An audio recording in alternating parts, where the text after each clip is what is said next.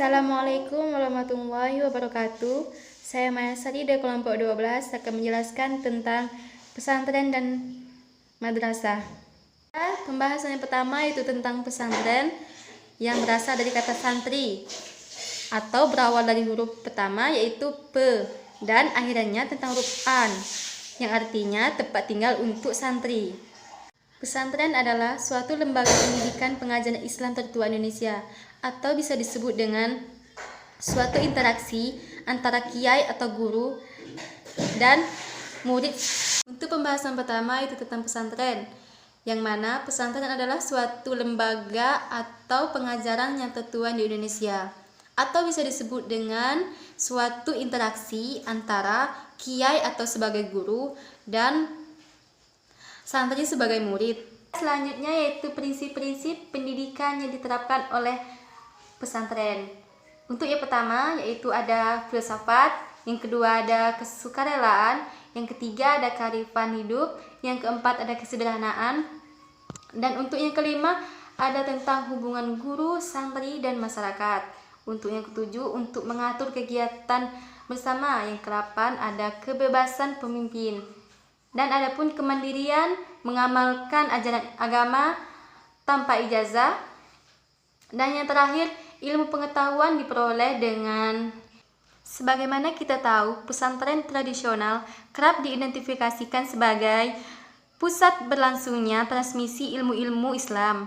Dan untuk yang kedua, adapun sebagai penjaga dan pemeliharaan berlangsung. Itulah penjelasan dari saya. Selanjutnya akan dijelaskan oleh teman saya yaitu Sylvia. Assalamualaikum warahmatullahi wabarakatuh. Saya Sylvia, anggota dari kelompok 12, ingin melanjutkan penjelasan dari rekan saya. Di sini saya akan membahas tentang madrasah modern. Madrasah pada pembahasan kali ini saya akan membagi ada beberapa bagian, yaitu seperti pengertian madrasah sebagai lembaga pendidikan, sistem pendidikan di madrasah, problematikanya, serta aspek-aspek yang perlu dikembangkan untuk meningkatkan mutu pendidikan di madrasah. Secara harfiah, madrasah diartikan sebagai tempat belajar atau tempat untuk memberikan pembelajaran. Secara teknis, madrasah sendiri sistem pembelajarannya atau proses pembelajarannya sama dengan sekolah formal biasa. Namun, madrasah diberikan konotasi yang lebih spesifik lagi, yaitu tempat pembelajaran di mana anak-anak didik mendapatkan pembelajaran agama.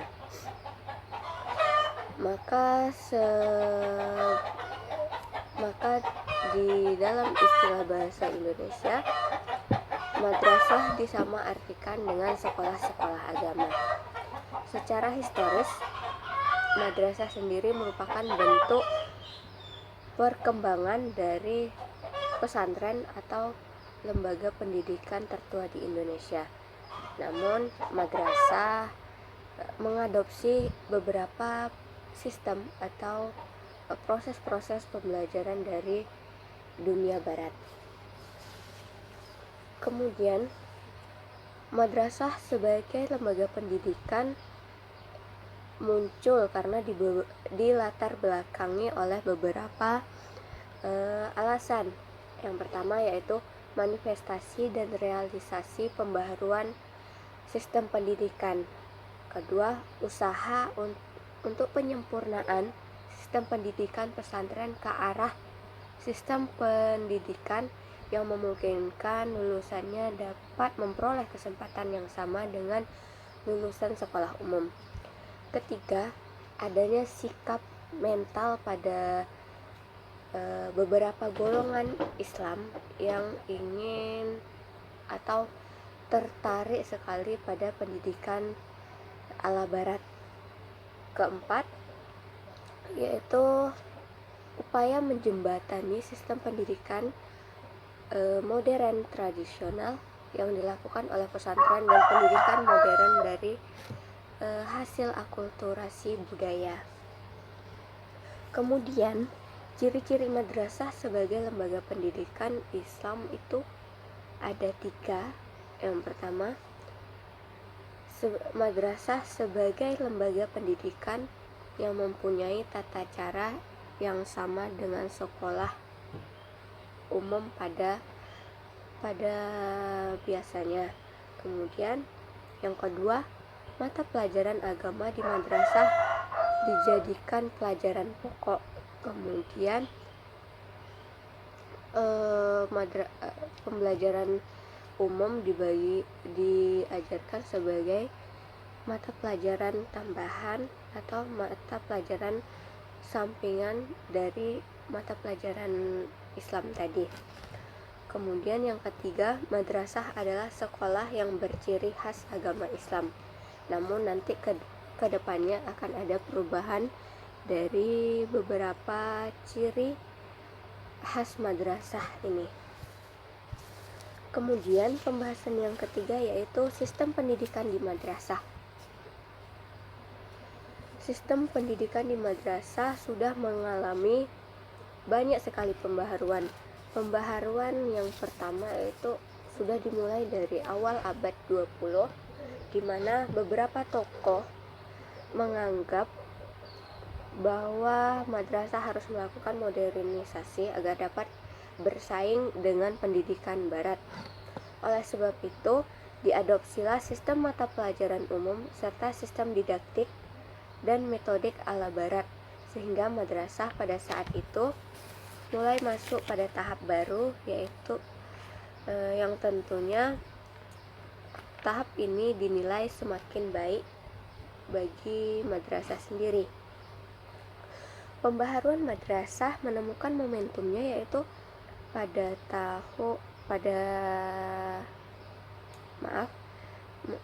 madrasah menemukan momentumnya ketika diterbitkannya surat keputusan bersama oleh 3 menteri yang disebut dengan SKB, di mana di sini disebutkan bahwa pembinaan pendidikan umum adalah tanggung jawab Menteri Pendidikan dan Kebudayaan, sedangkan pembinaan pendidikan agama menjadi tanggung jawab oleh Kemenak atau Kementerian Agama sendiri. Kemudian pada perkembangannya, proporsi perbandingan antara pemberian pembelajaran agama dan umum itu dibagi menjadi 70% dan 30%, di mana pembagiannya 70% sebagai materi umum dan 30% setelahnya yaitu materi agama. Kemudian problematika pendidikan madrasah pada madrasah swasta sendiri itu ada masalah sosial, masalah ekonomi, masalah budaya, dan yang terakhir adalah masalah kebijakan. Solusinya yaitu ada penataan kembali penyelenggaraan pendidikan madrasah. Yang kedua, pemberian perhatian lebih dari berbagai pihak yaitu pemerintah dan masyarakat. Ketiga, eksistensi madrasah sebisanya mampu berhubungan baik atau beradaptasi dengan baik dengan unsur-unsur kebudayaan yang ada di masyarakat.